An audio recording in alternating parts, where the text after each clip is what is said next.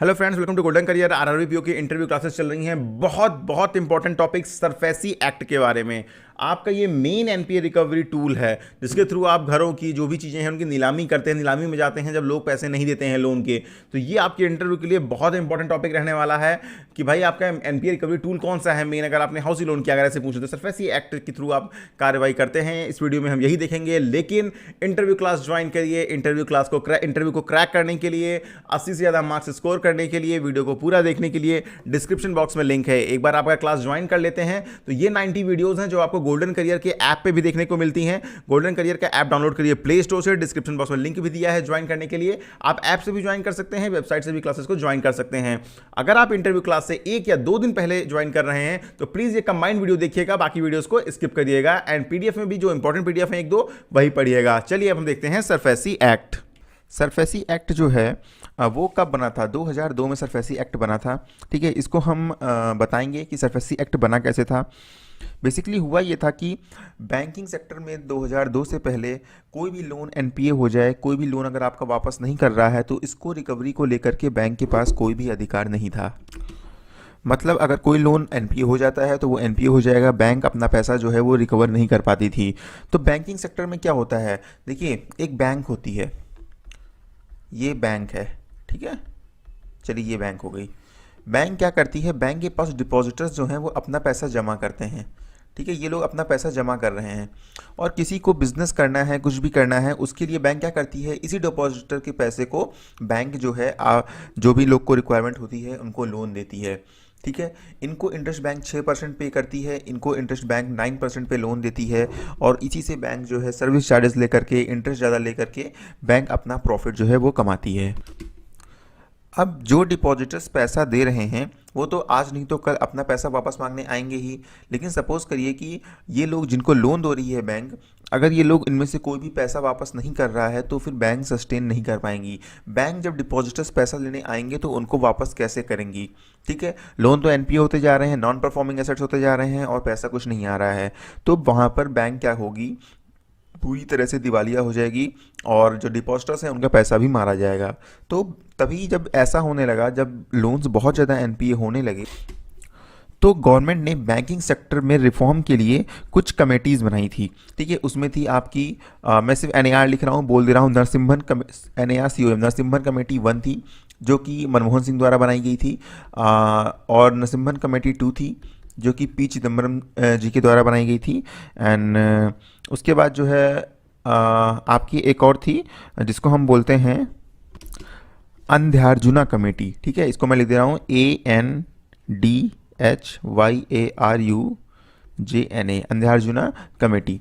ठीक है, तो डिफरेंट डिफरेंट कमेटीज़ अलग अलग टाइम पे बनाई गई। बेसिकली ये 3 कमेटीज़ थी जिन्होंने क्या किया, जिन्होंने ये रिकमेंड किया कि बैंक को जो है वो रिकवरी का अधिकार मिलना चाहिए। अगर बैंक्स जो है पैसे को रिकवर नहीं करेंगी तो बैंक्स एक एक करके डूबती जाएंगी, डिपॉजिटर्स का पैसा भी डूबता जाएगा और उसमें बहुत से ऐसे भी लोन हो सकते हैं जो बिज़नेस, जो कि जानबूझ के मतलब उन्होंने अपना बिज़नेस स्टार्ट किया, बैंक से लोन लिया, वो जानते हैं बैंक की रिकवरी बैंक तो कर नहीं पाएगी और जानबूझ के उसको घाटे में दिखा दिया, डूबा हुआ दिखा दिया, या बिज़नेस वो सही से कर ही नहीं रहे हैं, तो वहाँ पर भी बैंक का ही नुकसान है। तो इन कमिटीज़ की और जितनी भी रिकमेंडेशंस आई उनके बेस पर गवर्नमेंट ने सरफेसी एक्ट लाया। कब लाया? गवर्नमेंट सरफेसी एक्ट लाई 2002 में।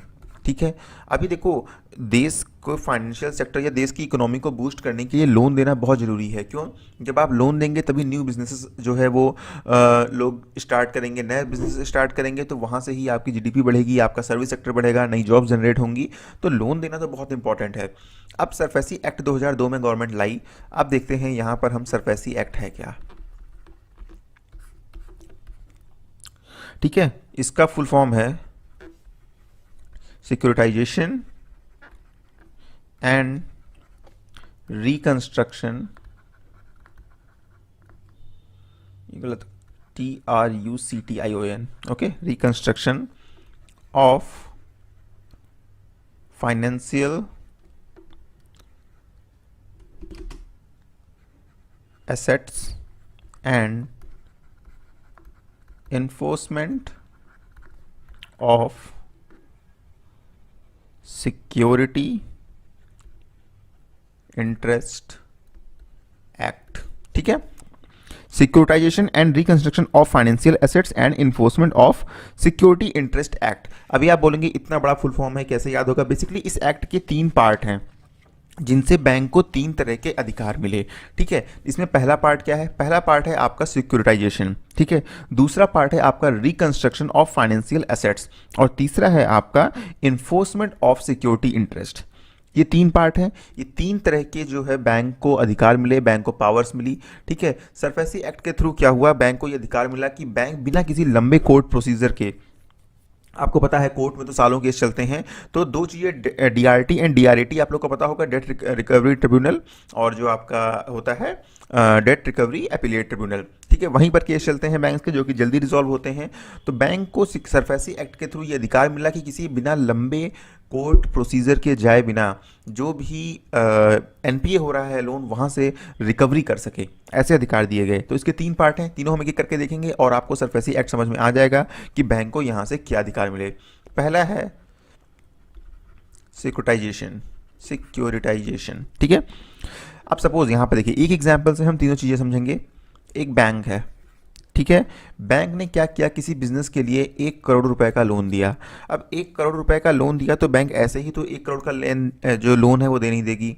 बैंक क्या करेगी भाई? कुछ आपके पास लैंड होगी, कुछ मशीनरी होगी, कुछ तो एसेट्स होंगी ना बिजनेस शुरू करने के लिए।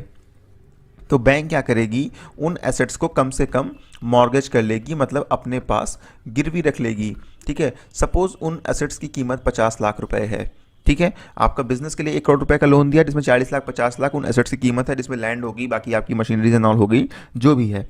ठीक है, तो अभी कल को ये लोन अगर एनपीए हो जाता है तो लोन एनपीए होने के बाद बैंक क्या करेगी? बैंक वेट करेगी कि आप लोन चुका दें, लेकिन फिर भी नहीं हुआ, लोन एनपीए हो गया। अब बैंक के पास जो डिपॉजिट, बैंक की हालत ख़राब होने लगी, डिपॉजिटर्स जो है वो पैसे जमा करने नहीं आएंगे।